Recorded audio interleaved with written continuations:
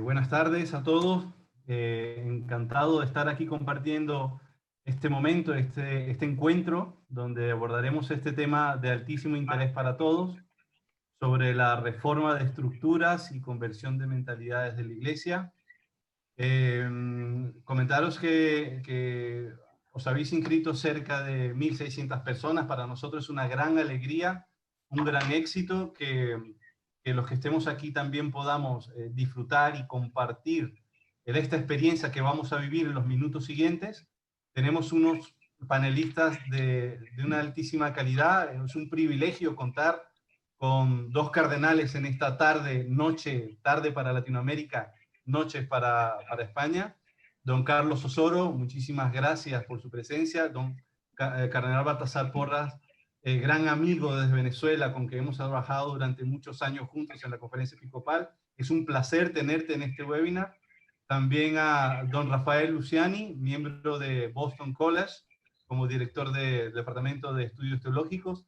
Don Carlos Chickendance, también coordinador de la obra en cuestión que vamos a tratar también en este webinar. Y cómo no, Silvia Martínez Cano, como representante directora de la Asociación de Teólogas Españolas de España. Y contamos también por parte de la Fundación Edelvives con Juan Pedro Castellano, director de la Fundación, y el coordinador del sello editorial CAF, un sello que pertenece al grupo Edelvives, don Antonio Fernández.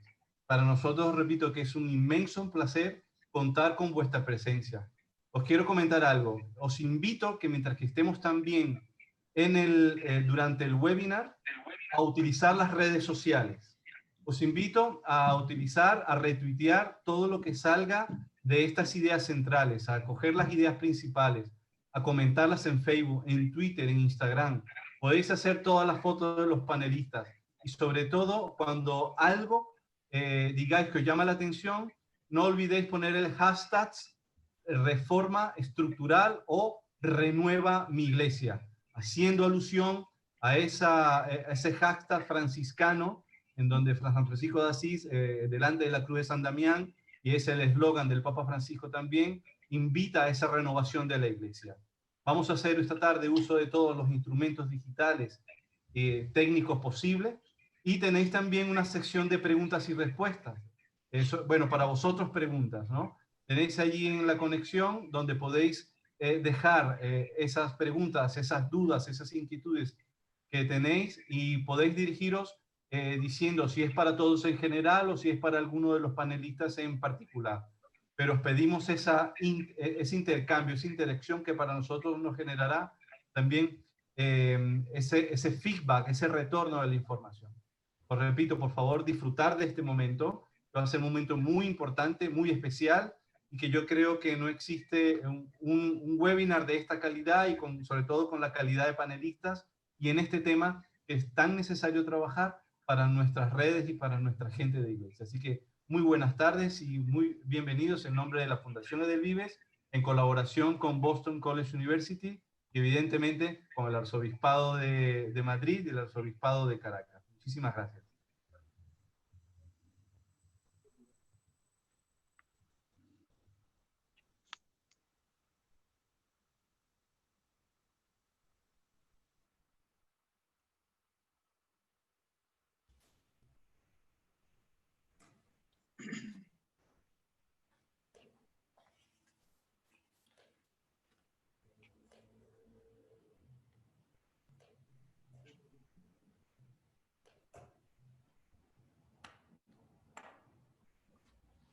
Bien, pues, buenas tardes.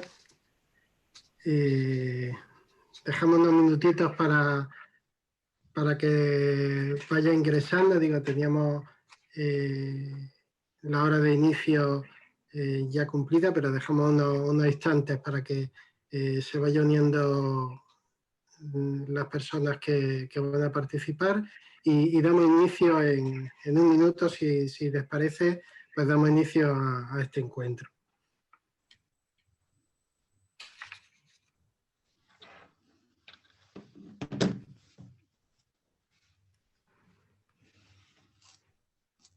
Hay conexiones de distintas partes, los saludos desde México, Guatemala, Uruguay, Perú, Argentina.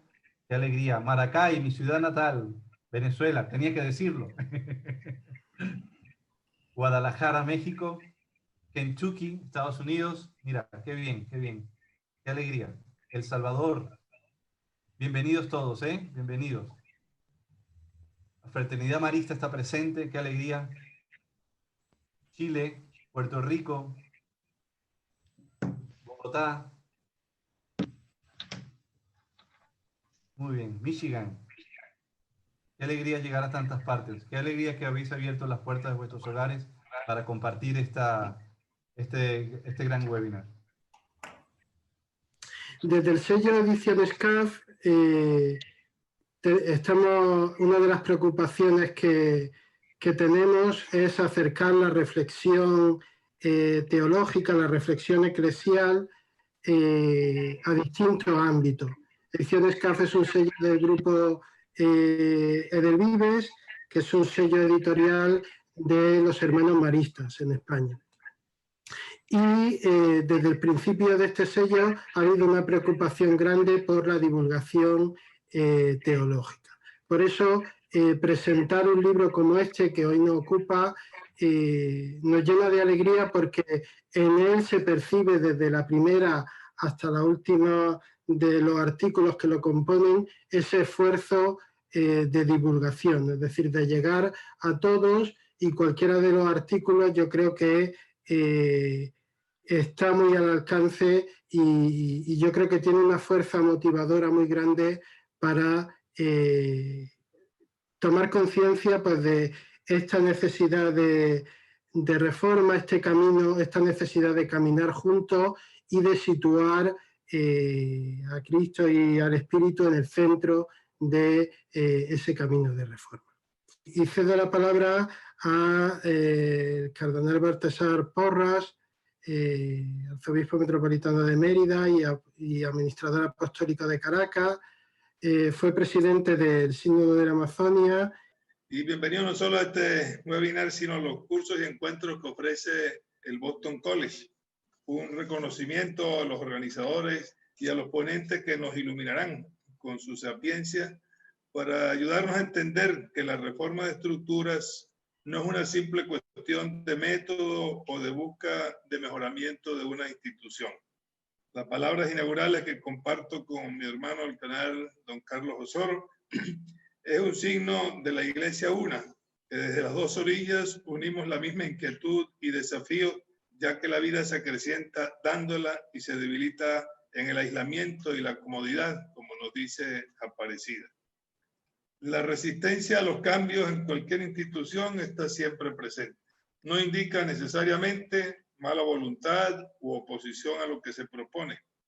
El peso de la tradición, los temores a aventurarse a nuevas realidades, la falta de visión clara, hace que no sean suficientes los conceptos, pues si no van revestidos de una actitud de aceptación interior, personal, individual, pero también comunitaria, colectiva, no funciona.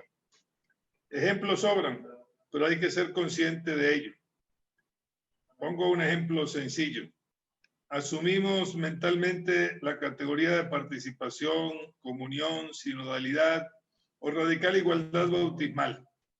Pero en la liturgia, desde la reforma del Vaticano II, en no pocas ocasiones oímos misa, asistimos a misa. Y de hecho aceptamos que el único protagonista es el celebrante principal. Participar es algo más que estar, desde la preparación remota hasta el acto mismo de la celebración. Tanto sacerdotes como laicos obramos muchas veces con el peso de la tradición, sin dar el dinamismo correcto a un auténtico trabajo en equipo, comunitario, sinodal, como pueblo de Dios. Esto no es nuevo ni tiene por qué desanimarnos. La antropología, la psicología social, son ciencias conexas con el pensamiento, en este caso cristiano, actualizado según la mentalidad del Vaticano II. La constante alusión del Papa Francisco al concilio, a lo andado en este medio siglo, a lo que ha quedado olvidado o relegado, es la materia pendiente a la espera de ser desarrollados. El discernimiento es urgente, para desinstalarnos y abrir cauces inéditos, ser creativos y fieles, tanto al mensaje evangélico como al mundo actual. San Vicente de Lérins, en su comunitorio, se pregunta si es posible que se dé en la Iglesia un progreso en los conocimientos religiosos. A continuación, acota, ciertamente que es posible, y la realidad es que este progreso se da, que el conocimiento religioso imite pues el modo como crecen los cuerpos, los cuales, si bien con el correr de años se van desarrollando, conservan no obstante su propia naturaleza. Hasta aquí la cita. Este principio de gradualidad nos pone en la perspectiva de poner a producir los talentos, no enterrarlos, porque de ellos tenemos que dar cuenta. Y Marie Congar, en su obra Falsas y verdaderas reformas de la Iglesia, que don Carlos y yo leímos en aquellos años de estudio de teología en una edición en multígrafo que sacaron en Salamanca, traduciéndolo del francés, nos ilustra en lo que se debe hacer hoy para ser signo de esperanza en un mundo conturbado por tantos males y por tantas epidemias. La necesidad de reformas frente a la tentación de convertirse en sinagoga se da cuando la Iglesia no sigue el movimiento del mundo. Ante las fuerzas que solo quieren conservar lo adquirido, la Iglesia crece y evoluciona sin perder lo adquirido. Es la tensión permanente entre la fidelidad a la tradición con el espíritu misionero, creativo, en salida. Discernir para desechar ciertos elementos de por sí relativos y caducos para que permanezca lo que es válido, vivo, permanente. Me emociona esta cita escrita por este hombre, pues bastante antes del Concilio Vaticano II y que para nosotros pues sigue teniendo una gran actualidad. Evangelii Gaudium nos recuerda el llamado de San Pablo VI en Ecclesiam Suam. Cito, la Iglesia debe profundizar en la conciencia de sí misma, debe meditar sobre el misterio que le es propio, brota, por tanto, un anhelo generoso y casi impaciente de renovación, es decir, de enmienda de los defectos que denuncia y refleja la conciencia a modo de examen interior frente al espejo del modelo que Cristo nos dejó de sí. Más adelante el Papa Francisco nos habla de la impostergable renovación eclesial, sueño con una opción misionera capaz de transformarlo todo para que las costumbres, los estilos, los horarios, el lenguaje y toda estructura eclesial se conviertan en un cauce adecuado para la evangelización del mundo actual más que para la autopreservación. Es el mensaje que en Aparecida, llamándonos a la conversión pastoral y renovación misionera de las comunidades, constituye uno de los retos ineludibles si pretendemos ser luz y sal, esperanza cierta de trascendencia. La conversión personal despierta la capacidad de someterlo todo al servicio de la instauración del reino de vida, nos dice el documento. Y más adelante, la pastoral de la Iglesia no puede prescindir del contexto histórico donde viven sus miembros. Y la conversión de los pastores nos lleva también a vivir y promover una espiritualidad de comunión y participación. Reforma y conversión son dos constantes en el pontificado de Francisco desde sus inicios. Este camino se acentúa desde la Amazonía para el mundo entero, no solo la Iglesia, en el sínodo del año pasado y en querida Amazonía, con la que el Papa respalda y motoriza el trabajo de renovación sinodal en equipo, que fue fruto de varios años de trabajo con la participación interdisciplinar abierta a todos, hombres y mujeres, expertos católicos y de otras denominaciones religiosas, sacerdotes religiosos, obispos. En fin, una experiencia novedosa que reta la creatividad desde la fidelidad a la tradición y la apertura a las exigencias del mundo actual. Estoy convencido de que la vitalidad de la Iglesia latinoamericana desde sus inicios se debió, en primer lugar, a la convicción de la novedad tanto del Evangelio como de la realidad desconocida con la que se encontraron los primeros aventureros de una gesta ignota pero apasionante. También, claro está, al coraje de los primeros misioneros que intentaron, y en muchas ocasiones lo lograron, amalgamar el mensaje cristiano heredado con el afán de asumir de las culturas indígenas numerosos elementos propios de ellos que fueron como semillas del verbo presente en todas las culturas.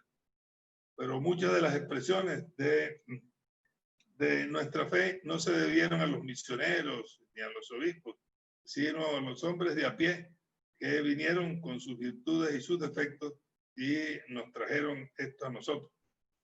Recuerdo en un libro escrito por un carmelita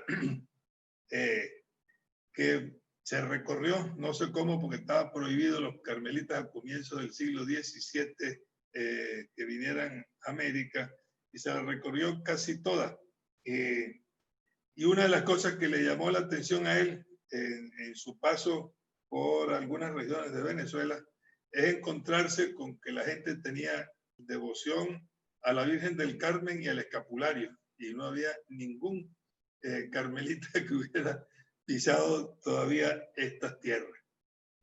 Así surgieron muchas de las expresiones religiosas populares, acompañadas casi siempre de un compartir con todos, con los más pobres, en los que nunca faltó la alegría, el canto, la danza, aún en medio de situaciones conflictivas y opresivas. El protagonismo laical bautismal se hizo presente. No es casual que buena parte de la expansión de la fe entre la gente sencilla fue obra de hombres y mujeres del pueblo. El mejor ejemplo de ello es la Guadalupe y el himno Juan Diego, acompañado del discernimiento de Fray Juan de Zumárraga, que vio y creyó. Diversas experiencias de evangelización integral surgieron a lo largo del periodo colonial, tales como las reducciones de los jesuitas, los métodos de los agustinos, franciscanos y dominicos, así como lo realizado a nivel de la vida diocesana, tal como lo expresan los concilios y sínodos diocesanos y provinciales. La ruptura del siglo XIX significó un duro golpe en buena parte de los países surgidos de la independencia política. La reacción anticlerical y las leyes restrictivas a la labor de la Iglesia en la supresión de seminarios o el cierre o expulsión de comunidades religiosas obligaron a un reacomodo que a partir del Concilio Plenario Latinoamericano, convocado por el Papa León XIII, supuso un nuevo momento, con acento conservador, pero que trajo una nueva oleada misionera proveniente de Europa. Reaparece con fuerza la herencia creativa en la asunción del Vaticano II a partir de Medellín. El mensaje evangélico se encarnó en la realidad lacerante de la pobreza, la búsqueda de la justicia, en el seguimiento apasionado de Jesús, tierno y cercano en la tradición del Adviento y Navidad, y herido, humillado y sacrificado en la tradición cuaresmal. La trascendencia y la resurrección brotan del amor desinteresado y samaritano tan presente en nuestro pueblo. El primer papa salido del fin del mundo no es un meteorito perdido en el espacio. Su convicción cristiana, como dice él en Fratelli Tutti, es la amalgama de lo bebido en el hogar de emigrantes enraizados en la realidad sureña de su querencia argentina, adobada con el carisma ignaciano, oteando el horizonte desde la vanguardia discipular y misionera, poniendo en el centro a la periferia y privilegiando a los marginados de la sociedad. Traicionaríamos el Kairos que atraviesa la iglesia de hoy si lo dejáramos solo. Es el reto y desafío de dar desde nuestra pobreza la alegría y lozanía de la vivencia cristiana de nuestro continente. Seamos fieles a lo recibido de los misioneros y de los inmigrantes de antes y de ahora, portadores de una fe que ha enriquecido con creces un catolicismo abierto, plural, respetuoso, con rostro misericordioso. Desde todas las instancias eclesiales, la mejor manera de unirnos al camino emprendido por el Papa Francisco es aportar con dinamismo creciente lo que hemos hecho, lo que estamos haciendo y lo que debemos hacer para el futuro pospandémico, que como bien nos repite el Santo Padre, no puede ser volver atrás, sino ver hacia adelante. Será mejor o peor según lo asumamos. Es la tarea que del inmovilismo nos mueve a la conversión y a la reforma. Lo significativo del pensamiento postconciliar es el haber señalado la centralidad del presente, que no puede ser considerado como mera situación a la cual se aplican las verdades evangélicas. Aquí estoy copiando a Carlos Manzalo, sino que debe reconocérsele en su carta de ciudadanía en el seno del círculo teológico como lugar teológico. Y uno de los signos de los tiempos desde la realidad latinoamericana Es la opción por los pobres y la alegría y la esperanza, la sonrisa y la servicialidad de nuestra gente creyente, aún en medio de las carencias, que en lugar de paralizar, motorizan mucho más la ayuda y el acompañamiento a todos, privilegiando a la periferia y a los desvalidos. Que el sueño del Papa Francisco en querida Amazonía sea el desafío que nos toca asumir. Cito, solo deseo aportar una síntesis de algunas grandes preocupaciones que ya expresé en mis documentos anteriores y que ayude y oriente a una armoniosa, creativa y fructífera recepción de todo el camino sinodal. Que el intercambio entre los ponentes de hoy y los participantes sean campo abonado para los próximos cursos sobre sínodos y sinodalidad, para rumiar y tragar, diríamos, este libro que hoy se presenta, del que tanto estamos necesitados. La obra que hoy se presenta es un aporte precioso a la esperanza que no defrauda. Que la Virgen de Guadalupe nos acompañe en este caminar. Gracias. Muy buenas tardes, buenos días, buenas noches, depende de los horarios donde nos situemos. Aquí desde Zaragoza, España, pues todo un honor y un placer pues compartir, ¿no?, con los panelistas, con las personas, con los cardenales, las personas que estamos adelante y detrás, ¿no? Hay toda una declaración de intenciones, ya don Baltasar nos ha orientado, ¿no?, con algunos de los textos que han ido guiando también este trabajo, ¿no?, que ha dado fruto pues a este libro coral, ¿no?, porque es de lo que se trata, ¿no? Hay toda una declaración de intenciones con reformas, con conversión, con tema de sinodalidad, ¿no? El Evangelii Gaudium ya es una carta programática de Francisco, ¿no? Me gustaría resaltar pues cómo retoma el impulso renovador del Concilio Vaticano II, ¿no?, que también permanentemente en el libro pues va apareciendo esta forma de volver a retomar lo que ya en muchos textos y encíclicas se han ido abordando. Me gustaría también sacar algún elemento que a lo largo del libro aparece y que luego, lógicamente, vamos a profundizar con cada uno de los panelistas, ¿no? Pero esta figura del carisma de Francisco, un poco reflejado, por ejemplo, en Juan 23, ¿no?, con el espíritu profético, o con Pablo VI, ¿no?, el discernimiento profético, ¿no?, que durante todo este tiempo en el libro va marcando, ¿no?, o de Juan Pablo I, ¿no?, que también hablan como la fresca sonrisa, ¿no?, o Juan Pablo II, este ardor misionero, o por supuesto Benedicto XVI, que genera toda esta reflexividad. Y lo digo porque toda reflexión, toda propuesta, a veces agradable, o toda reforma, o todo cambio que se quiere proponer y que tenemos un camino para poder llevarlo a cabo, lógicamente pone el acento en la buena noticia, pone el acento en los más vulnerables, pone el acento en aquellos que sufren, y desde ahí la perspectiva de la pirámide cambia. Y lógicamente toda reflexión se entorna hacia una propuesta de misión, hacia una propuesta de cambio, hacia una propuesta de conversión. Ya Rafael ahondará, lógicamente, en algunas de las propuestas, ¿no? Y luego los signos de los tiempos. Algo muy recurrente y que en el siglo XXI creo que es de vital importancia que también desde la Iglesia sepamos acentuar. Y no solo con lo que no tenemos, incluso después ahondaremos el tema de la mujer, los abusos, el tema de los escándalos, es decir, a veces la pérdida de credibilidad que tiene la Iglesia.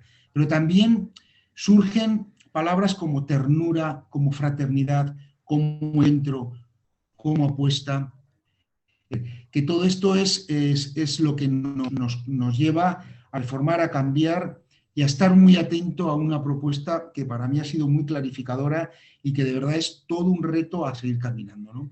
Antes de entrar ya con matices concretos que os iré apuntando a cada uno de los panelistas, me gustaría que cómo nos sentimos, ¿no?, cómo nos encontramos ante este nuevo reto, ante toda esta propuesta de sinodalidad que lógicamente desde hace un tiempo ya se viene abordando y que claramente en 2 años pues abordará de una manera más fehaciente. José Rafael, Carlos, Silvia, si queréis ahondar en ello un momento y luego ya entramos a cada uno de vosotros. Sí. Yo creo en la línea de lo que decías, y también el cardenal Baltasar asomaba ya el tema de la reforma. En Francisco se da un inicio que todavía está en un proceso, ¿no?, de consolidación, y hay dos ejes que me parecen importantes resaltar que ubican lo que vamos a estar conversando acá. Un eje eclesiológico, que hoy día vamos a acentuar más a través de este diálogo, y que lo conforma Evangelii Gaudium, como bien decías. A la vez se le une ahí el discurso a los 50 años de la institución del Sínodo de Obispos y la Constitución Apostólica Episcopalis Communion. Ahí se da un eje eclesiológico en Francisco que se va gestando poco a poco y todavía está en ese proceso de realización, ¿no? Luego hay otro eje que se conforma en el ámbito social, que lo da Laudato Si con la reciente encíclica Fratelli Tutti. Y este segundo eje se enmarca dentro de la eclesiología misionera y se abre pues a esa iglesia en el mundo. Esos dos ejes yo los veo como fundamentales para ubicar el tema de la reforma y la conversión, porque no podemos entender, como bien decía el cardenal Baltasar, la reforma en Francisco sin una conversión, sin un llamado previo a un cambio en los sujetos, en las identidades de la iglesia, pues, ¿no? Bueno, no, yo quizá decir que en la línea de también lo que expone el libro al principio, a mí me ha gustado mucho la introducción que ha hecho Rafael en el libro, ¿no? Sobre todo haciendo referencia a los distintos niveles de reforma, ¿no? La necesidad de reformar tanto a nivel espiritual como a nivel pastoral. Y yo creo que el nivel eclesiológico y teológico tiene que estar ahí presente también, porque es una reforma integral, ¿no? O tiene que ser, en el sentido en que vamos intuyendo, tiene que ser una reforma integral. Estamos empezando, como decía Rafael, pero creo que nos quedan muchos temas que tocar y que ir revisando, y lo que nos permite, lo que estamos hablando ahora, es generar una serie de estructuras que nos permitan el diálogo, ¿no? Esto es muy importante. Para mí, desde luego, me parece importante. Yo creo que este tipo de trabajo que está haciendo el equipo del libro lo hace, ¿no? Es decir, repensar de qué manera podemos encontrar estructuras de comunicación en la Iglesia donde haya voces dispares y esas voces dispares puedan generar ideas que se intersectan, que generan un diálogo, que intercambian posturas, incluso posturas opuestas, y que eso permite también una creatividad muchísimo mayor, ¿no? Y eso es lo que realmente creo que necesitamos, o yo interpreto cuando Francisco habla de seguir avanzando juntos, ¿no? En el sentido de sinodalidad que le da él. Bien, de manera introductoria yo quisiera poner de relieve el título nuestro y en relación a lo que decían recién Juan Pedro, la declaración de intenciones. El libro nuestro se llama Reforma de estructuras y conversión de mentalidades. Reforma de estructuras y conversión de mentalidades. Déjenme mostrarles algo. En el año 1972, Yves Congar, que lo acaban de citar, escribió un muy lindo artículo, muy recomendable para la lectura, está publicado en la revista Concilium, que se llama Renovación del Espíritu y Reforma de la Institución. El nuestro, les recuerdo, se llama Reforma de Estructuras y Conversión de Mentalidades. Palabras más, palabras menos, por allí andamos. ¿Cuál era la preocupación de Congar en ese texto, Renovación del Espíritu y Reforma de la Institución, que es también una de las preocupaciones personales y de nuestro grupo de investigación? La preocupación de Congar era evitar una reforma ineficaz. Ineficaz. Y la clave está en el I. Reforma del espíritu y reforma de la institución. Y en el texto nuestro, reforma de estructura y conversión de mentalidades. Y con esa preocupación, Congar razonaba de esta manera. Él revisa la historia, y es un historiador como pocos, y revisa varios intentos de reformas nacidos de buenas convicciones, de una vuelta al Evangelio, de una reforma de sí mismo, pero que por no traducirse institucionalmente, por no reflejarse en la organización, incluso jurídicamente, que quedaron ineficaces, ¿no? O sea, el peligro de una reforma espiritual que deje las estructuras intactas. Y entonces haya que siempre volver a iniciar, porque las estructuras permanecen sin reforma, ¿no? Y una segunda advertencia de Congar: la tendencia del catolicismo ha sido a devaluar o a sobrevalorar, digamos, a sobrevalorar la reforma espiritual y devaluar la importancia de la reforma organizacional o estructural, ¿no? Por eso, con esto termino la introducción, por eso subrayo en el texto nuestro el I, para realizar una reforma evangélica, pero eficaz, ¿no?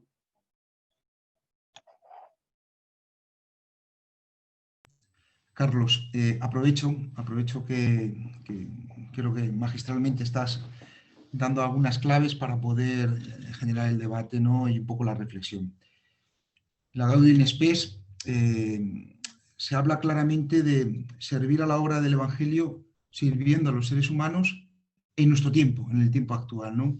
Abordas desde varios aspectos del libro todo lo que tiene que ver, lógicamente, con este discernimiento, ¿no? Que es un poco lo que me gustaría que ahondaras, ¿no? De estos signos de los tiempos. Apuntas al tema de la migración, al tema del medio ambiente, tema financiero, y lo que he comentado antes, ¿no? El tema de la mujer, abusos, el abuso de la Iglesia, el abuso del poder. No sé, ¿cómo nos puede ayudar o cómo nos puede guiar, ¿no? En este camino también para detectar bien estos signos de los tiempos, ¿no? Y no cometer errores o no ir al debate frío y que no ayuda a construirnos de esta clave de encuentro, de misericordia, que lógicamente también es una invitación, ¿no? Que luego ahondaremos también desde el aspecto de la conversión pastoral, ¿no? No sé, Carlos, ¿cómo nos puedes ayudar a este discernimiento y apuntalar a los signos que tú creas estratégicos, importantes, para abordar el camino de sinodalidad?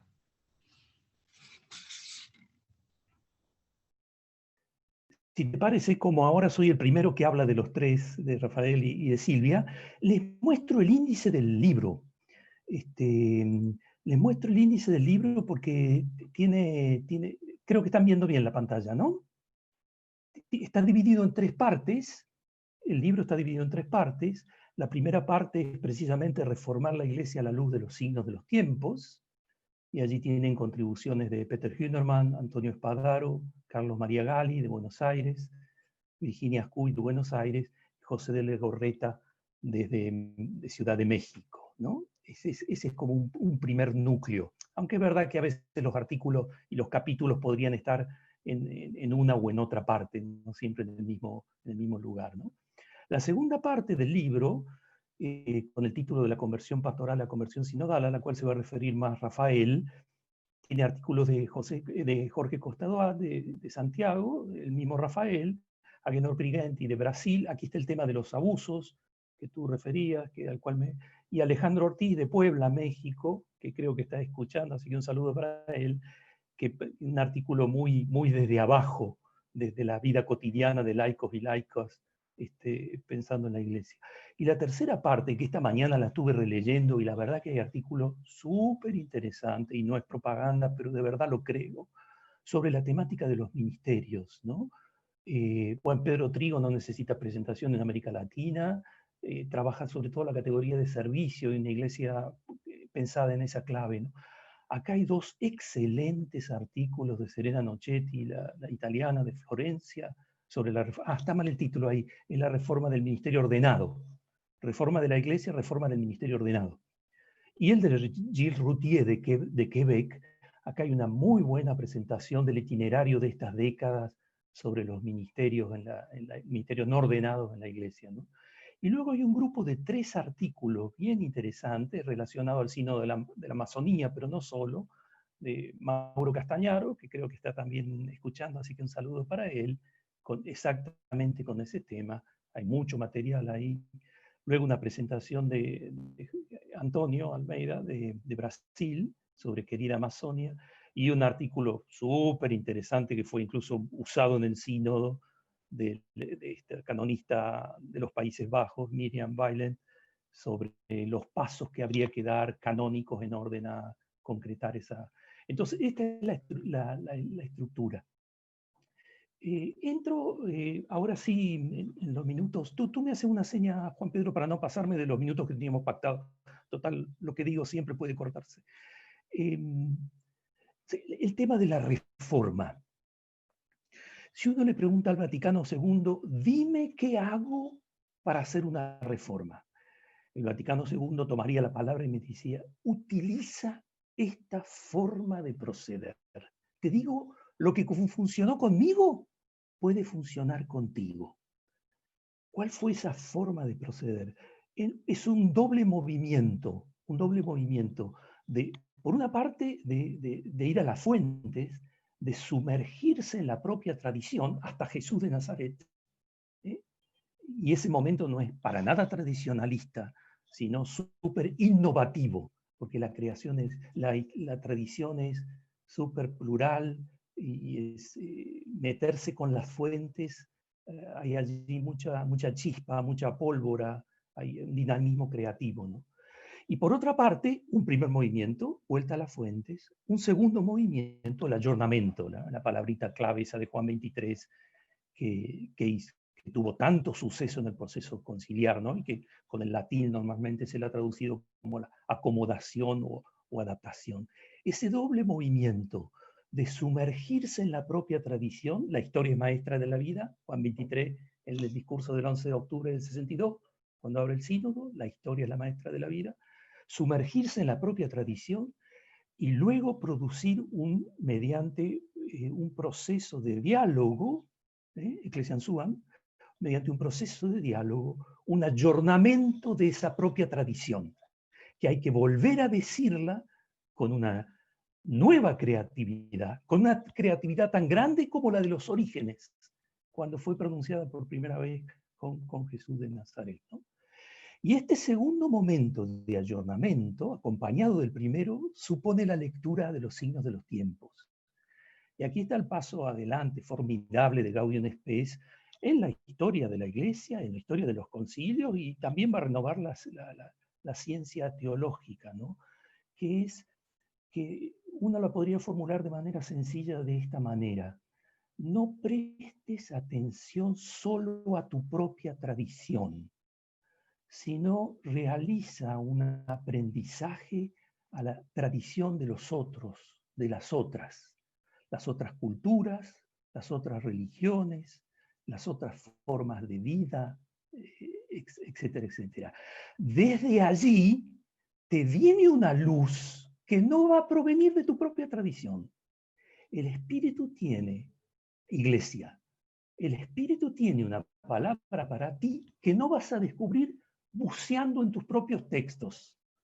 Tienes que abrirte a los textos, a las narraciones, a las biografías, a las experiencias, a las historias de los otros.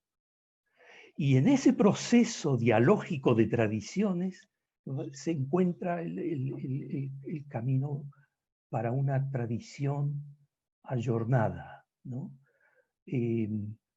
Y eso se ve, en el libro nuestro se ve claramente, por ejemplo, con el tema de los abusos. Yo diría esto, fíjense, no hay tiempo para mostrarlo, pero es probablemente la reflexión que se está haciendo en torno al tema de los abusos, pero no al interior de la Iglesia Católica, sino en los informes internacionales, australiano, alemán, inglés, etc. Allí hay elementos súper importantes a la hora de pensar la reforma de la Iglesia. Y son reflexiones que no provienen de nosotros mismos, diríamos así, de nuestros propios textos, sino de los textos de los otros, politólogos, juristas, senadores, psiquiatras, etcétera, ¿no? Por tanto, esa lectura de los signos de los tiempos, la lección, lo leemos teológicamente, la lección que Dios quiere darnos aprendiendo de las experiencias históricas, los acontecimientos históricos y la experiencia de los otros, ¿no? Una forma de proceder para hacer una reforma adecuada. Juan Pedro, corto aquí para no sacar más tiempo. Muchas gracias, Carlos. Rafael, me gustaría abordar un poquito esta propuesta, ¿no?, que adelantaba ya Carlos, de la conversión pastoral a la conversión sinodal. Justo tenía seleccionado también un texto que adelantó el cardenal Baltasar, que me gustó mucho, para presentar este sueño, ¿no?, de la acción misionera sacada de Evangelii Gaudium, ¿no? Entonces, me gustaría concretar un aspecto y ya te doy la palabra, Rafael, porque creo que aquí hay hondura y creo que también podemos dar algunas pinceladas que lógicamente después nos acercaremos al libro o todas las reflexiones que se han ido haciendo, ¿no? Pero esta reforma de estructuras que exige la conversión pastoral solo puede entenderse en este sentido, de procurar que todas ellas se vuelvan más misioneras, ¿no? Este concepto de misión que permanentemente aparece en el libro, y que la pastoral sea expansiva y abierta a una actitud de salida, ¿no? Esa propuesta también que aparece reflejada, ¿no? No sé, me gustaría que abordaras un poquito así, a grosso modo, lógicamente, por el tiempo que tenemos, pero que hay toda una declaración de intenciones en el sentido de una conversión a una conversión sinodal, ¿no? Este camino que entiendo que no es fácil, pero que nos invita a esta reflexión. Sí, fíjate, esos dos ejes que mencionaba al inicio, el eclesiológico y el social, al estar unidos, es lo que produce esa eclesiología misionera en el Papa Francisco. Porque en América Latina, y esto es algo muy propio que uno lo ve muy diferenciado respecto de otros continentes, países, donde la palabra pastoral se ha entendido como algo distinto, o sea, lo que la iglesia hace hacia afuera, ¿no? En América Latina no, conforma una unidad, es lo teológico pastoral. Por tanto, cuando decimos esa iglesia misionera, que por naturaleza, por esencia, es misión, es en la misión donde la iglesia descubre su propia identidad y la realiza. Francisco utiliza estas dos expresiones que para mí son fundamentales y están desarrolladas en toda esa parte del libro, conversión pastoral y conversión sinodal, porque representan a la vez la recepción del concilio en América Latina, conversión pastoral, la profundización del concilio en esa iglesia mundial, conversión sinodal. La conversión pastoral, hay dos fuentes que hay que tener presentes cuando el Papa habla de esa expresión. Una, que es el origen de la expresión, es la Conferencia General del Episcopado reunido en Santo Domingo en el año 92. Y en ese momento, los obispos definen conversión pastoral en relación, y esto es muy importante porque era un tiempo eclesialmente de conflictos en América Latina con Roma, y cuando utilizan esa expresión, dicen en relaciones de autoridad, en relaciones de poder, referido a estilos de vida, o sea que no solamente están hablando de una mentalidad que había que cambiar. Luego viene Aparecida, en el año 2007, asume ese concepto y da unas ideas que son fundamentales en este momento ahorita en el que estamos exigiendo cambios de estructura, pero que todavía no se han puesto en práctica, porque Aparecida dice que hay que abandonar las estructuras caducas, no dice que hay que renovarlas. Esto es un elemento fundamental. No habla de una especie de actualización de las estructuras. Dice, hay estructuras que impiden ya esa transmisión de la fe.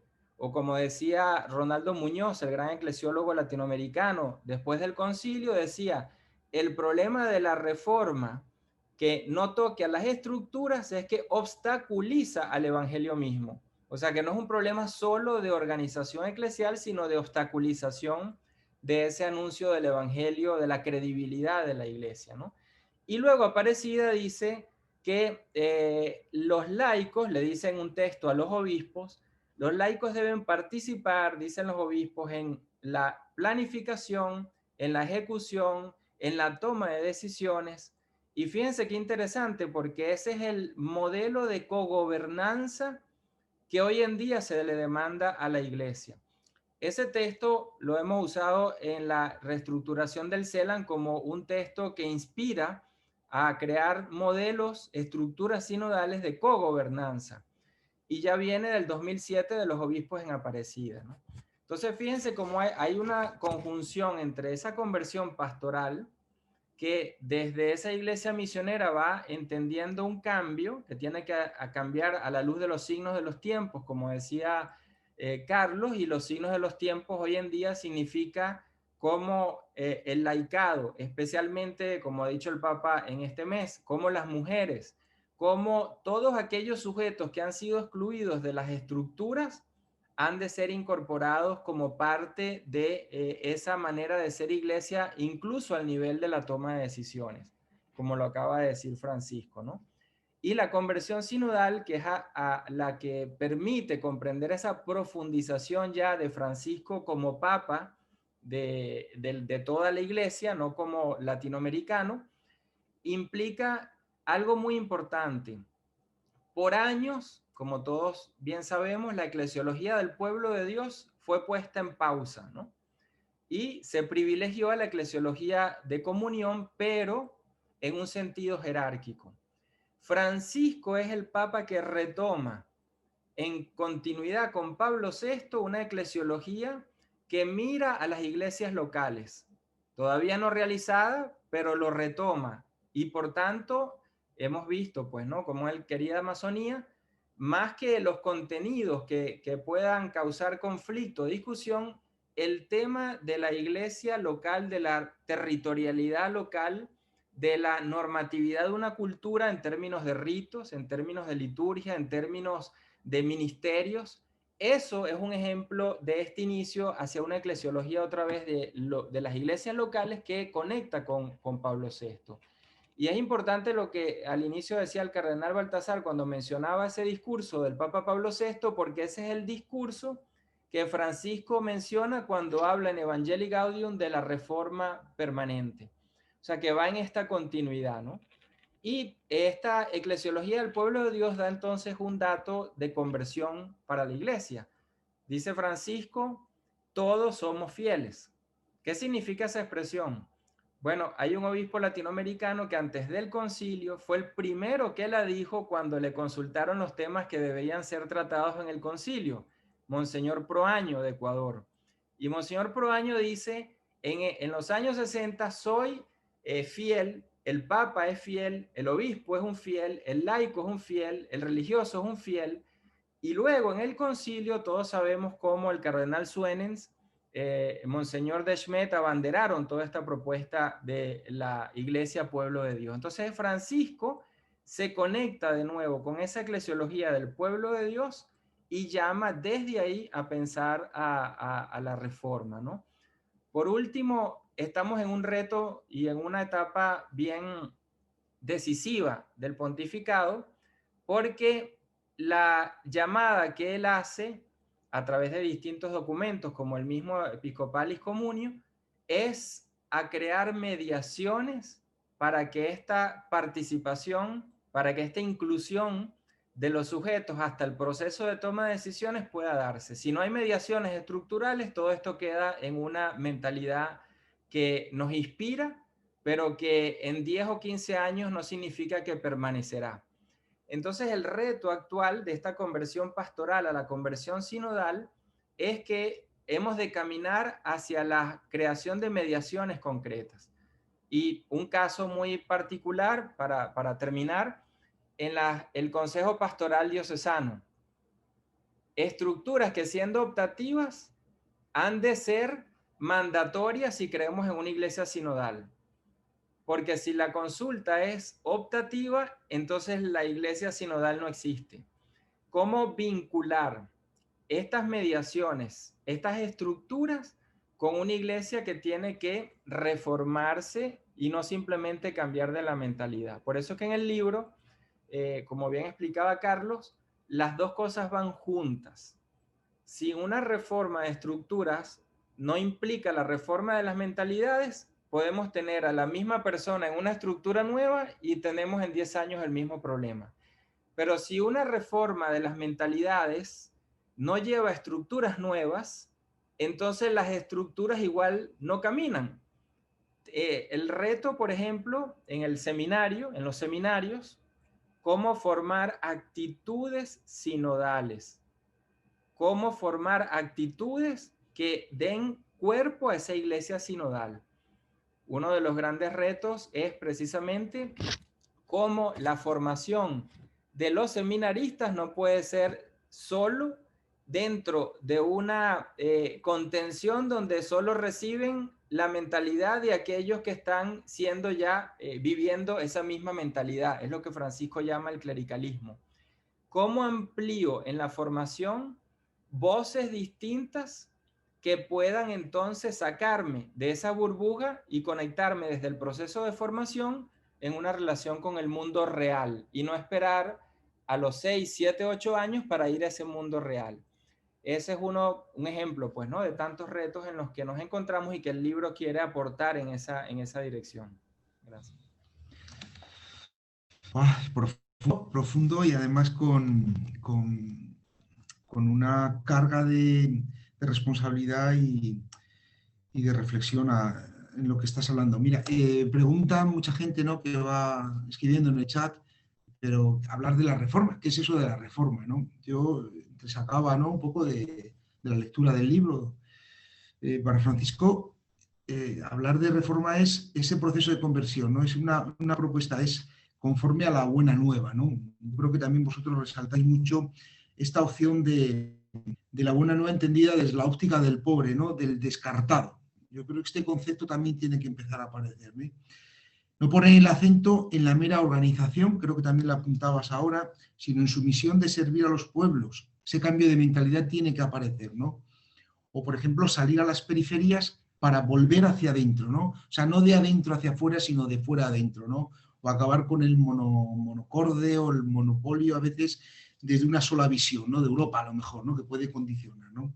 Hay una llamada, claramente, yo creo que hay una llamada de la Iglesia a este camino, a esta sinodalidad, ¿no? Entonces, entender de forma conforme a esta propuesta de la buena nueva, ¿no?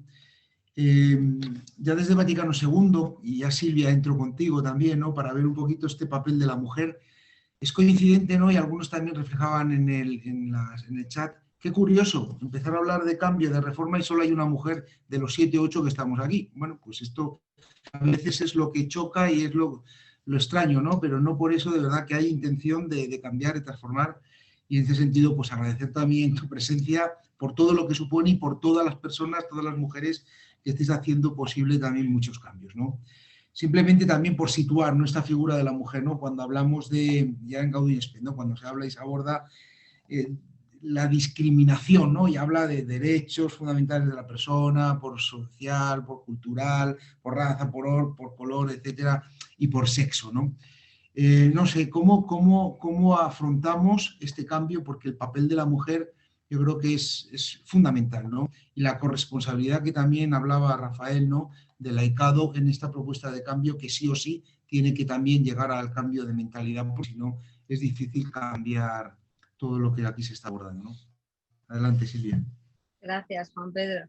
Oye, lo primero es decir que quizá lo primero que hay que cambiar es el lenguaje, ¿no? O sea, la mujer, en tu mismo lenguaje, como tengo confianza contigo, claro, yo estoy aquí pero yo represento un colectivo de 60 teólogas, no solo mujeres, sino teólogas en el ámbito de España y algunas latinoamericanas, ¿no?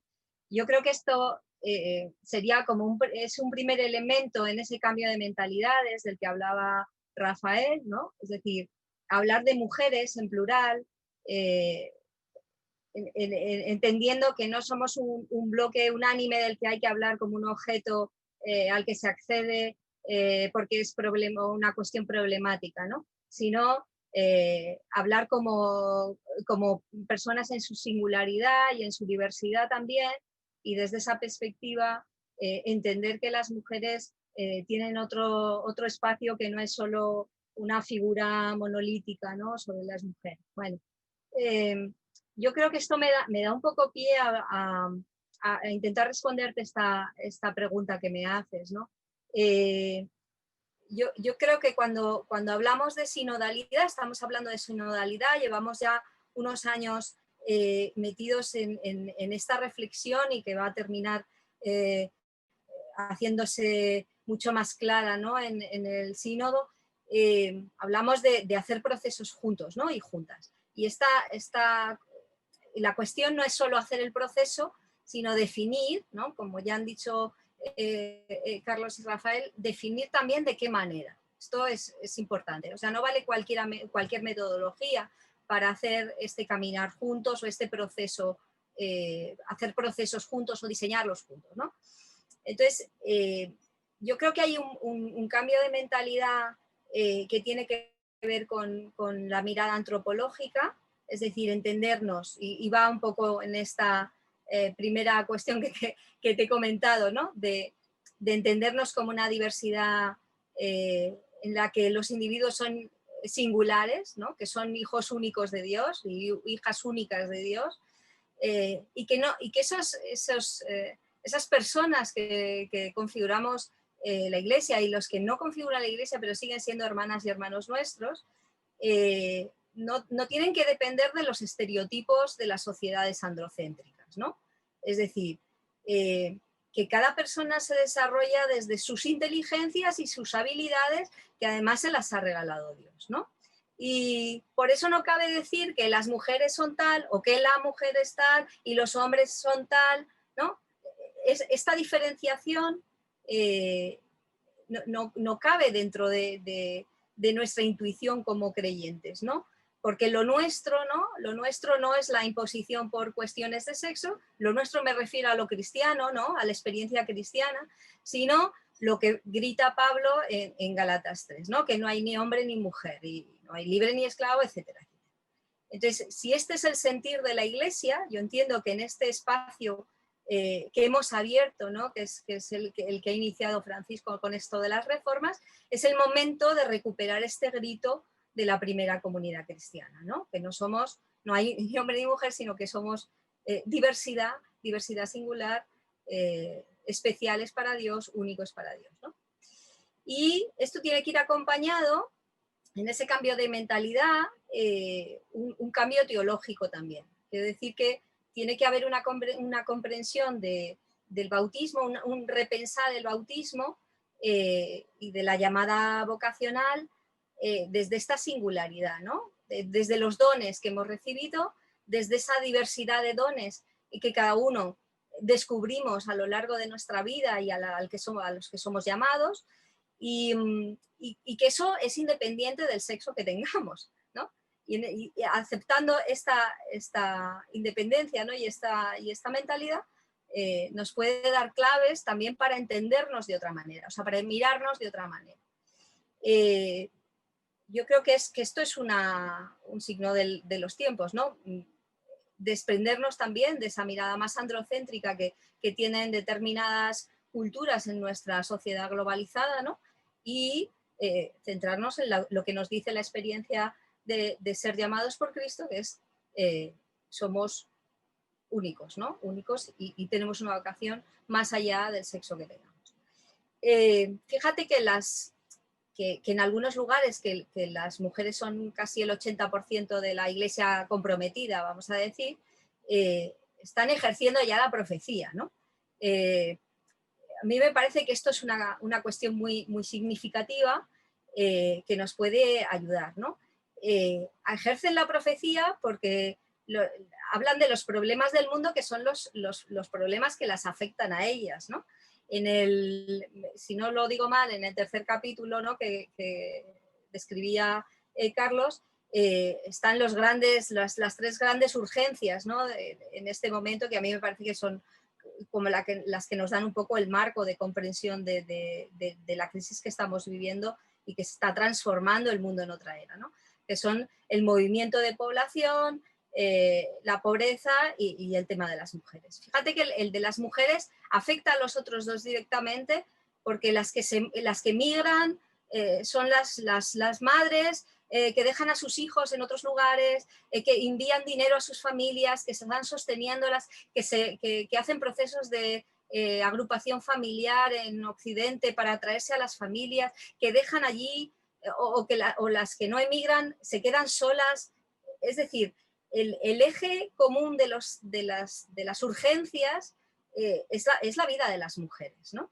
De muchas mujeres que están viviendo esa vulnerabilidad, esa injusticia, una pobreza que la sostiene en una situación de no oportunidades, etc., ¿no? Yo creo que esta profecía, ¿no?, de mujeres, y además el surgimiento está siendo muy bonito en estos 2 últimos años, cómo están surgiendo un montón de grupos dentro de la propia Iglesia, ¿no?, de mujeres que están atreviéndose a hablar, ¿no?, en este contexto en el que estamos viviendo de la Reforma, cómo están viviendo la profecía en la propia vocación, ¿no? A mí me parece que esto, que menos que escuchemos, ¿no?, o que escuchemos lo que tienen que decir. Si los problemas los viven en la propia carne y la experiencia de fe las hace decir determinadas cosas, ¿no?, o proponer determinadas cambios actitudinales, acciones, etcétera, que menos que escuchar esto, ¿no? Antes hablaba de los lugares comunes. Para poder escuchar necesitamos lugares comunes. Ahora mismo no tenemos lugares comunes, tenemos muy pocos lugares comunes, ¿no? No hay en la Iglesia estructuras de diálogo. Quizá más en lo pastoral y menos en lo teológico, ¿no? Pero necesitamos espacios, o sea, que la propia estructura, esto que decíamos de rehacer la estructura, ¿no?, genere espacios nuevos, lugares comunes, donde haya diálogo, o sea, que la intención de estar juntos sea el diálogo y no tanto la acción, ¿no? Porque nos hemos centrado mucho en esa acción con otro tipo de estructuras. Y yo creo que eso también nos lleva a otra cuestión que es la actitudinal, ¿no? Para hacer esto necesitamos una actitud de honradez y de transparencia, ¿no? Es decir, de generar un clima de confianza que ahora en algunos lugares no existe, y que eso se tiene que trabajar y se tiene que cuidar y se tiene que gestar, y utilizo la expresión del parto porque esto es una gestación de algo que nos viene y que todavía no sabemos cómo va a ser, ¿no? Como cuando se ve al bebé, pues no se sabe muy bien cómo va a ser hasta que no le ves la carita preciosa que tiene al nacer. Pues necesitamos hablar sin miedo, ¿no? O sea, generar climas donde se puede hablar sin miedo, se puede hablar con parresía, es decir, con libertad absoluta, ¿no? Y eso no suponga una crisis, una fractura, un enfrentamiento. Es decir, aceptar con humildad, que yo creo que es otra característica de la que habla constantemente Francisco, que no tenemos la misma opinión, que no tenemos por qué opinar lo mismo, que no opinar lo mismo no supone estar enfrentados y que uno del enfrentamiento se marcha herido de la Iglesia, ¿no? Sino que esto sucede, si habláis con mujeres, sucede muy frecuentemente que se marchan heridas, ¿no?, de la Iglesia. Y esto no es lo que no queremos, ¿no? Y yo creo que no lo queremos ninguno, ¿no? Para eso hay que hacer este esfuerzo, ¿no?, también de climas de confianza. Y también esa honradez de aceptar que en algunos momentos nos hemos equivocado al despreciar algunas perspectivas de otras personas que querían contribuir, y bueno, especialmente la voz de las mujeres en muchas ocasiones ha sido despreciada porque considerábamos que no tenía valor teológico o valor canónico, etcétera, ¿no? Entonces, en ese sentido, creo que es interesante. Antes hablaba, no me acuerdo quién ha sido, ¿no?, de las ciencias. Yo creo que don Baltasar ha sido, ¿no?, de las ciencias, ¿no? Yo que vengo de la educación, con los nuevos descubrimientos psico-neuropedagógicos, ¿no?, de las últimas décadas, la importancia del pensamiento divergente en la forma de vivir, en la forma de realizar la propia vocación, ¿no? Pues es necesario incorporarlo al pensamiento más convergente que tiene la Iglesia, ¿no? Entonces, abrir ese espacio inevitablemente necesita espacios de encuentro con esta actitud de honradez y transparencia, ¿no? Hay muchas mujeres que no tienen la misma opinión sobre cuestiones teológicas y eclesiales, ¿no? Viven al margen de la comunidad universal por distintas cuestiones, a veces canónicas y otras por otras cuestiones, pero también en lo local, ¿no? Y es porque viven de otra manera, ¿no? Y su invisibilidad también, la incapacidad de poder decidir y poder tener la palabra y decidir con sus compañeros en la comunidad, pues está muy limitada, ¿no? Incluso teniendo, pues eso, la misma inteligencia y el mismo carácter, ¿no? Entonces esta cuestión quizá es algo a trabajar, ¿no? Por último, sí que me gustaría decir que hay dos cuestiones que a mí me parecen fundamentales, que son aplicables desde la perspectiva ecológica. Yo creo que Laudato Si nos propone ahí unas claves bastante interesantes, y yo diría dos que a mí me parecen fundamentales y que tienen que ver también con esta cuestión de las mujeres en la Iglesia, que es la primera, la austeridad. Yo creo que esto no lo voy a explicar porque me parece como evidente, ¿no?, la cuestión de la austeridad en la Iglesia. Y la segunda es la sostenibilidad ecológica. En esto sí que me dejas un minuto, Juan Pedro, para explicarlo. ¿Qué es esto de la sostenibilidad ecológica en la estructura eclesial? Que al fin y al cabo es humana y por lo tanto biológica, y por lo tanto tiene que quedar afectada también por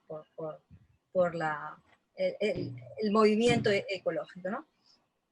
Es decir, que para sostener hay que decrecer. Esto es la sostenibilidad ecológica, ¿no?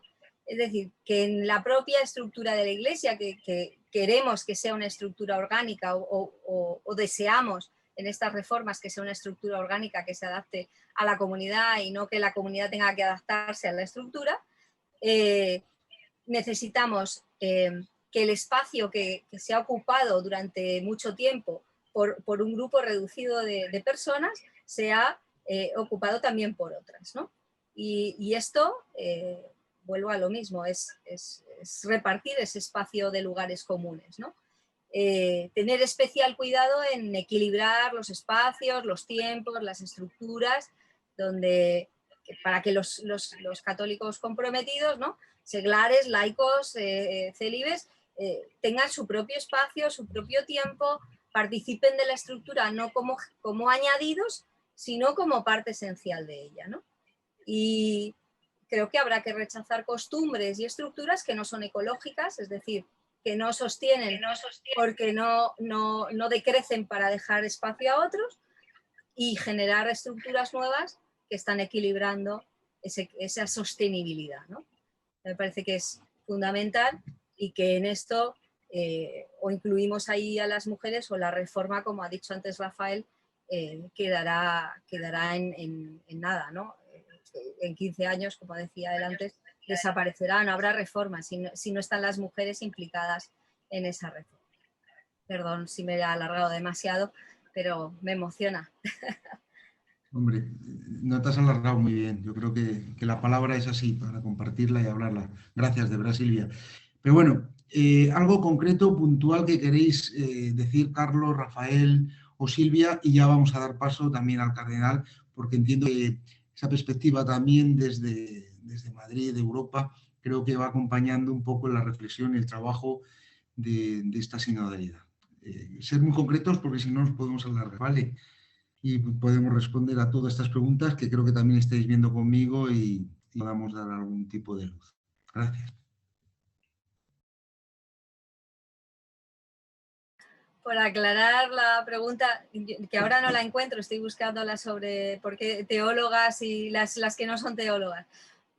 Bueno, he hablado de teólogas porque represento a la Asociación de Teólogas Españolas y nuestra labor, o por eso aparece la asociación hace 27 años, es generar una voz en el ámbito de la teología, pero es un objetivo concreto que nosotros tenemos en la asociación. Sin embargo, la gran mayoría de nosotras pertenecemos a comunidades eclesiales de muy variado pelaje, así si me lo permitís en tono coloquial.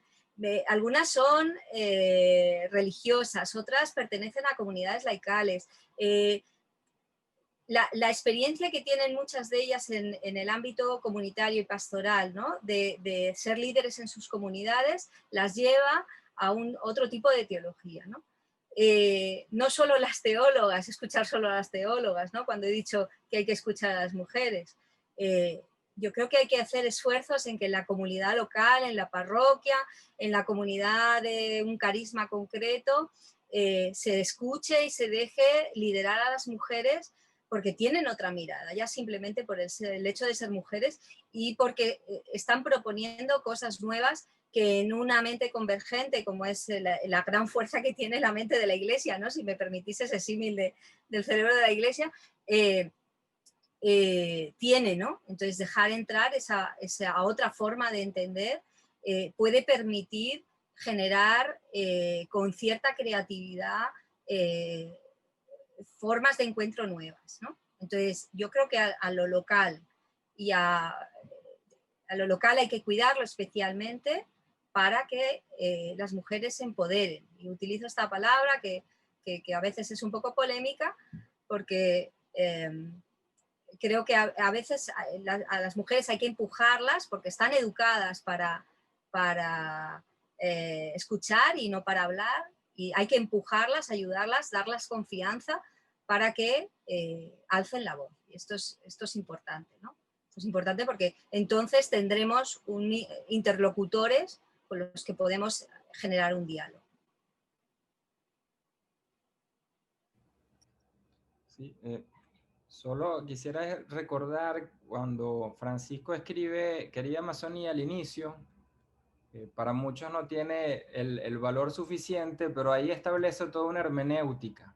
Cuando dice que lo que está ahí escrito, lo que fue discutido en el sínodo, tiene que ser leído, pero leído y aplicado, se está refiriendo a las iglesias locales, otra vez esa eclesiología de las iglesias locales, y nosotros muchas veces seguimos en ese papismo, en ese papalismo, en ese centrismo en torno al papado, cuando las iglesias locales tienen un rol y una autoridad que en este pontificado, desde Evangelii Gaudium en adelante, se ha venido dando ese espacio, y creo que ahí está el reto. No solo esperar de Francisco reformas, sino reformas que sean impulsadas desde las iglesias locales y que vaya en cada iglesia local asumiendo una forma cultural propia. Y pongo un ejemplo concreto: Pablo VI asume de América Latina en Evangelii Nunciandi el modelo de comunidad de comunidades que había sido propuesto por la Iglesia de América Latina como modelo de pastoral. Hoy en día, en la crisis que estamos viviendo, que es una crisis de las estructuras pastorales a la luz de la pandemia, ha quedado más que revelado, ¿cómo no conviene entonces repensar precisamente el tema al que aludía Carlos de la última parte del libro, de la ministerialidad? Y eso nos enfrenta a lo que preguntaban. Abandonar estructuras caducas no es abandonar una oficina. Es todo un modelo teológico pastoral que tiene que darse desde la realidad de las culturas locales. ¿Qué ministerios en una iglesia local son necesarios que en otro no sean necesarios? ¿Qué servicios son necesarios en una iglesia local que en otra iglesia local no sea necesario? Esa descentralización teológico-cultural, ese movernos hacia las iglesias locales, creo que ahí está la clave de o seguir el camino de las reformas o que detengamos las reformas esperando que de Roma venga el mandato de lo que debamos hacer y seguimos pensando con la misma mentalidad clerical y romana, ¿no? Entonces, para mí el reto está en las iglesias locales en este momento. ¿Qué tanto pueden dar el paso hacia adelante como América Latina lo dio en su conjunto y en su momento ahora las iglesias locales, creo yo, ¿no? Bueno, muy bien. Antonio, si quieres, damos paso a don Carlos Osoro y así ya vamos concluyendo.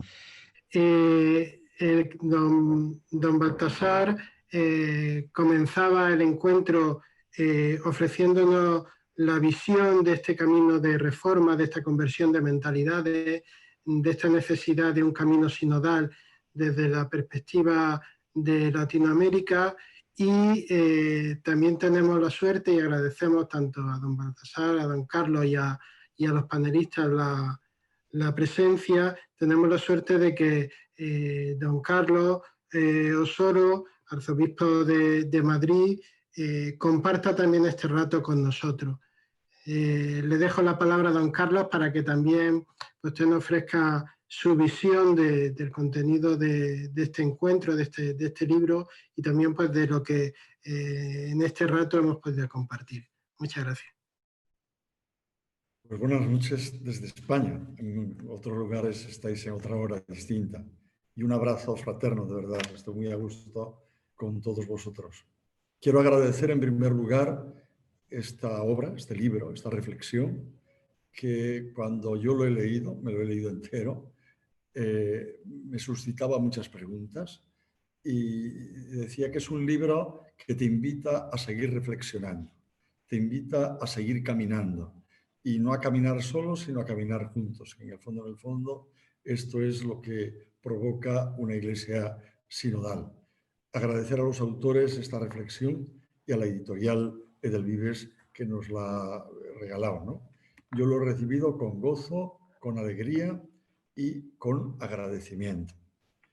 Yo creo que para la iglesia que camina en Europa, y en España en concreto, también hablo desde España, es bueno que el libro nos haga recordar aquellas palabras que un mes de noviembre, en el año 2013, el Papa Francisco, en la celebración de la Eucaristía en Santa Marta, evocaba la imagen de la Ecclesia sempre reformanda.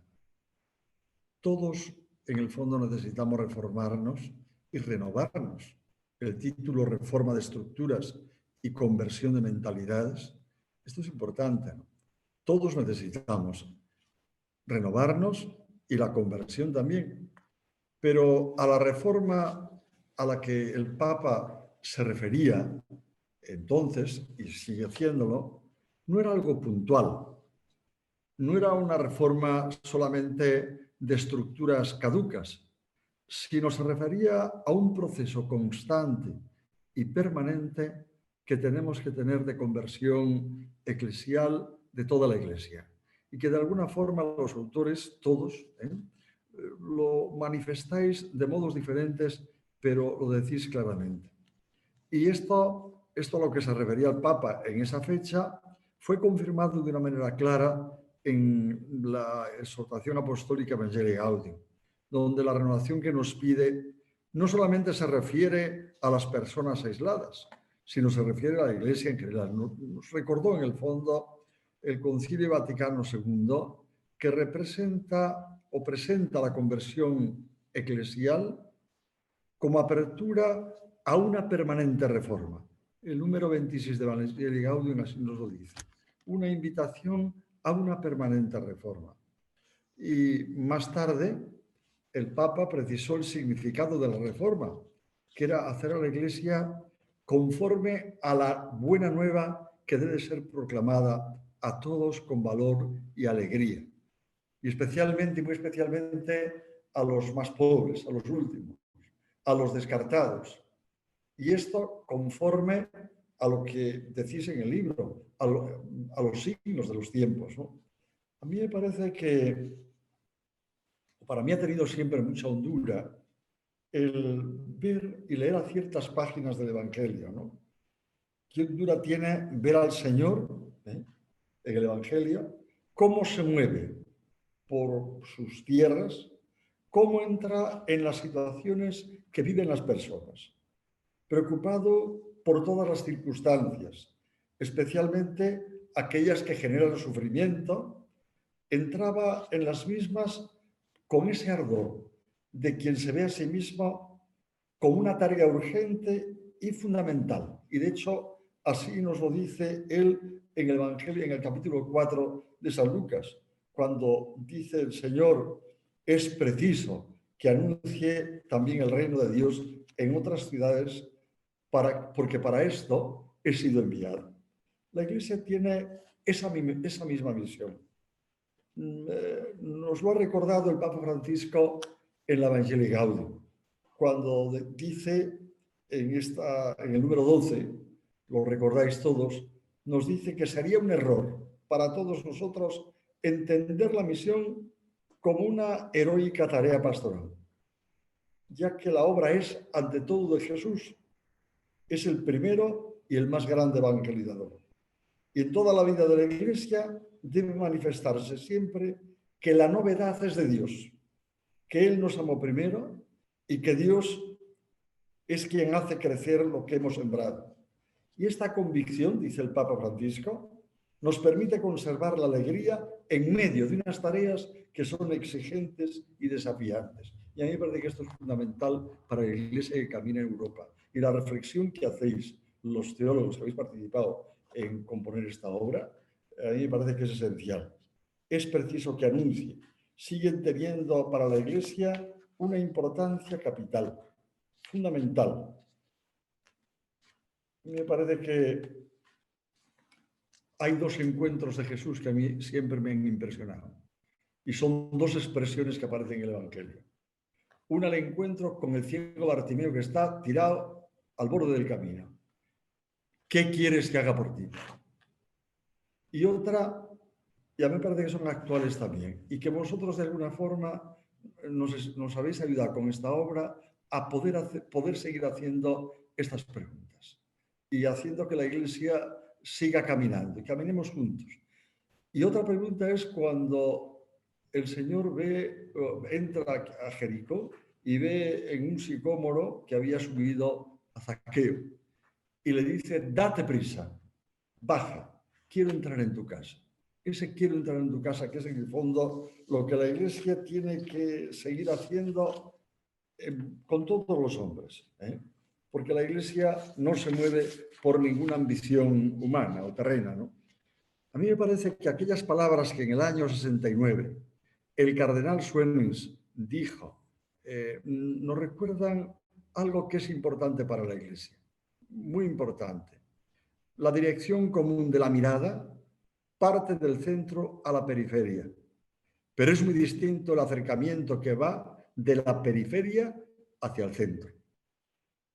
Al salir a las periferias, el regreso hacia el centro supone una conversión, un modo de proceder, que llama a construir la comunión en todos los sujetos y en todos los niveles, para poder ser pueblo de Dios. Pero además surge otro aspecto fundamental de la reforma que nos lleva a emprender un camino sinodal, siempre un camino que, como nos decía, yo recuerdo, estando en el sínodo, en el año 2015, el 17 de octubre, en el 50 aniversario de la institución del Sínodo de los Obispos, nos decía el Papa, el camino de la sinodalidad es el camino que Dios espera de la Iglesia en el tercer milenio. Sínodo, caminar juntos, laicos, pastores, vida consagrada, todos. Se nos invita a revisar una forma de vivir y obrar de toda la Iglesia, lo cual pasa hoy por la conversión, como nos recordaba el Papa, de nuestros estilos de vida, de la formación en prácticas de discernimiento, método, la comunicación fraterna en todos los niveles y en todas las estructuras de gobierno. Y este es el reto que tiene toda la Iglesia, pero que en Europa, que llevamos muchos siglos de historia y con lastres que nos atan a veces a costumbres y no al Evangelio, a mí me parece que esto es fundamental. Y a lo cual yo os lo agradezco porque los teólogos latinoamericanos nos podéis ayudar a seguir haciendo la reflexión y no a quedarnos solamente en palabras, sino a iniciar esa conversión que alguno de vosotros habéis dicho tiene que tener como 4 aspectos. Es conversión pastoral, sinodal, ministerial y ecológica. Una iglesia toda ella ministerial que asume el reto de la evangelización junto al desarrollo de los pueblos y, por tanto, a la promoción social, política, económica y religiosa. En ese sentido, la Iglesia en Europa tiene que discernir los nuevos signos de los tiempos. Así, y de verdad que yo os agradezco esta obra que habéis y a la editorial. ¿Por qué? Porque asistimos a fenómenos globales de una manera muy singular.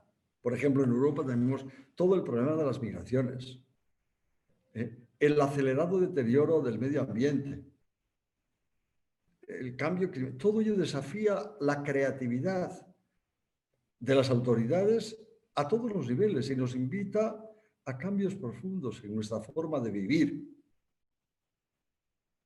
Las formas y las múltiples desigualdades en el desarrollo humano, con formas claras de injusticia, que tienen rostros concretos, precisamente por la migración que se está dando en Europa, ¿no? Europa que está hecha de viejos y todos los jóvenes que vienen son de otros lugares. Estas son claves importantes, formas claras de injusticia que pueden darse. Género, origen étnico, color de piel, la especificidad de la cultura, el sistema financiero solo al servicio de sí mismo, que favorece a veces el crecimiento de injusticias, de violencias, la trata de personas.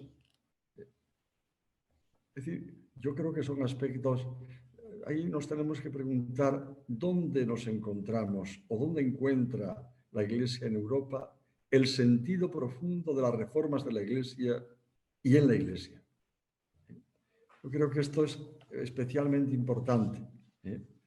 Servir a la obra del Evangelio sirviendo a los seres humanos de nuestro tiempo exige una Iglesia que tiene que estar inquieta por su conversión continua, por su autorreforma. Por eso el título que responde al contenido que tiene, reforma de estructuras y conversión de mentalidades, es tan importante. La reforma de sí misma es parte esencial de un proyecto misionero, de una iglesia en salida que pone el centro no en sí misma, sino en las personas, en la misión, como nos dice el Papa Francisco, en los más pobres. Yo creo que esto es importante. Yo recuerdo unos textos que a mí me parece que son importantes de la Comisión Teológica Internacional que formuló precisamente la descripción de lo que es la sinodalidad. ¿Qué es la sinodalidad? Y decía la Comisión lo siguiente: indica la específica forma en vivir y obrar de la Iglesia, pueblo de Dios, que manifiesta y realiza en concreto su ser comunión en el caminar juntos, en el reunirse en asamblea, en el participar activamente todos sus miembros en su misión evangelizadora. Yo os agradezco porque todas las aportaciones que habéis realizado abren estas perspectivas. Destaca precisamente, yo creo, en todos los aspectos la corresponsabilidad, la participación de todo el pueblo de Dios. Yo creo que en esas 3 partes, de alguna forma, en que habéis dividido el libro, ¿no? Me parece que abordar algunos temas que presentan retos a lo interno de la Iglesia y a la misión también. Después, los ejes de, digamos, la conversión pastoral y sinodal, donde se reconoce la necesidad de una conversión institucional. Yo creo que esto es importante. Pasar de una iglesia clerical y piramidal a la que nos propone el Papa Francisco, ¿no? Y a la que vosotros aludís aquí en esta obra. No, a mí me parece que esto es importante para nosotros. Yo recuerdo que hemos de conservar vivas, como os decía antes, esas palabras y hechos que dijo e hizo el Señor. Cuando dice, es preciso que anuncie el reino de Dios, como os decía antes, en otras ciudades. Y lo que hizo la Iglesia desde los primeros momentos de la evangelización, cuando los apóstoles dicen, ay de mí si no evangelizar. Quiero recordar aquí unas palabras de San Pablo VI, cuando nos escribía la Iglesia que evangelizar, es decir, la misión, constituye en efecto la dicha y la vocación propia de la Iglesia, su identidad más profunda. Y se refiere a toda la Iglesia, al pueblo de Dios. Vinculemos siempre la Iglesia a la acción evangelizadora, a la misión. Hay que vincular siempre, por su nacimiento. Nace de la acción evangelizadora de Jesús y de los 12. En segundo lugar, es enviada por el Señor y prolonga y continúa su acción con la oración, la escucha de la palabra, las enseñanzas de los apóstoles, viviendo el amor fraterno, de modo que su testimonio se hace predicación y anuncio y provoca siempre, como al principio, admiración y conversión. Y en tercer lugar, permanece evangelizándose a sí mismo. Y esto es muy bonito. Este encuentro de esta noche nos estamos evangelizando a nosotros mismos.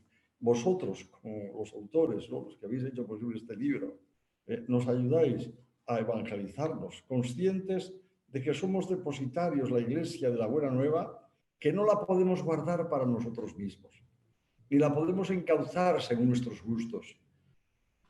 A mí me parece que esto es especialmente importante para nosotros. Por eso, fiel al modelo de nuestro Señor, es vital que hoy la Iglesia salga a anunciar el Evangelio. Salga la Iglesia entera, el pueblo de Dios, tal y como en esa sinodalidad. Es vital que hoy la Iglesia salga. La alegría del Evangelio es para todo el pueblo y para todos los hombres. Y no puede reservarse o excluir a nadie de la misma, ni reservarlo para unos pocos. Por eso a mí me parece que ya el concilio nos advertía sobre la condición del hombre en el mundo de hoy. Y vosotros mismos señaláis también a través de las diversas aportaciones que habéis hecho que para cumplir esta tarea, en este momento histórico, corresponde a la Iglesia el saber escrutar todos los signos de los tiempos y saberlos interpretar a la luz del Evangelio. Quizá esto no nos hemos dado cuenta de la profecía que suponen estas palabras dadas con esperanza cuando nos hablaba el concilio de esto, para esperanza de toda la humanidad. Como nos decía el Papa Francisco, en la misión de fomentar la comunión dinámica, abierta y misionera, él se refiere al obispo. El obispo tendrá que alentar y procurar la maduración de los mecanismos de participación. Y esto es importante. Y para quizá, claro está, en vosotros, en toda la América Latina, por las reflexiones que yo sigo de todos los diversos teólogos y que lee uno, ¿no? Estáis en una participación, en un fomentar esa comunión dinámica abierta y misionera y alentando a muchos obispos. El diálogo pastoral, el deseo de escuchar a todos, el deseo de que no solo a algunos les acaricien los oídos. Es decir, por eso a mí me parece que eso que nos dice el Papa en el número 31 de Evangelii Gaudium es especialmente importante, ¿no? No tendremos que olvidar nunca que el objetivo de estos procesos participativos no será principalmente la organización eclesial, sino el sueño misionero de llegar a todos. Y termino con unas palabras que aparecen en Ecclesia Sua. Es el deber de la evangelización, es el mandato misionero, es el ministerio apostólico. No es suficiente una actitud fielmente conservadora. Ciertamente tendremos que guardar el tesoro de verdad y de gracia que la tradición cristiana nos ha legado en herencia.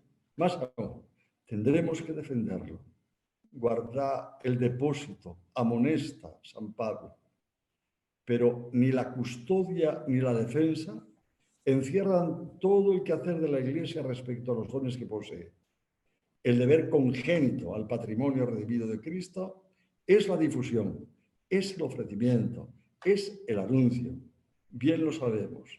Id pues, enseñad a todas las gentes. Es el supremo mandato de Cristo a sus apóstoles. Es un texto que recoge el Papa también en Evangelii Gaudium, en el número 23. Por eso dice el Papa Francisco, ¿no? Invito a todos a ser audaces, a ser creativos en esta tarea de repensar objetivos, estructuras, estilos, métodos. Lo importante es no caminar solos, contar siempre con los hermanos y especialmente por la guía de los obispos en un sabio y realista discernimiento pastoral, donde el anuncio se concentra en lo esencial, sin que perdamos profundidad y verdad. Gracias a todos los que habéis hecho posible este libro y gracias, yo lo digo desde aquí, por lo menos desde mi diócesis de Madrid, de la Archidiócesis de Madrid, ¿no? Gracias por vuestra aportación. Nos viene muy bien el frescor de vuestros pensamientos. Gracias de corazón. Y le vendrá bien a toda la Iglesia que camina en Europa. Muchas gracias, don Carlos, por sus palabras. Caminar juntos. Ojalá este encuentro, ojalá este libro que hoy presentamos sirva para hacer posible esa reforma, esa conversión a la que nos invitan los 17 autores que componen y que comparten en esta publicación.